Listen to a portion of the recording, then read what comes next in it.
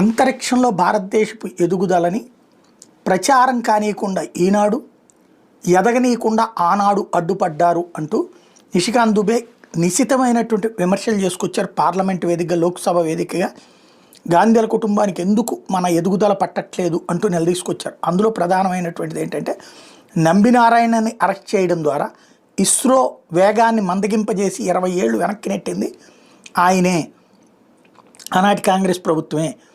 2012లో కాంగ్రెస్ గవర్నమెంట్కి సంబంధించిన కాగ్ నివేదిక ఆ విషయాన్ని స్పష్టంగా కనబడుతోంది.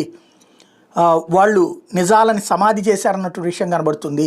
ఒక సంస్థ కోసం ఇలాంటి దుర్మార్గ పనులు చేశారు వాళ్ళు అన్నట్టు విషయం చెప్పుకొచ్చారు. రెండవది వచ్చేటప్పటికి ఇప్పుడు సుభాన్ శుక్లాకి సంబంధించి అద్భుతమైనటువంటి పరిశోధన జరిగింది, దాంట్లో భాగస్వామి అయ్యాడు.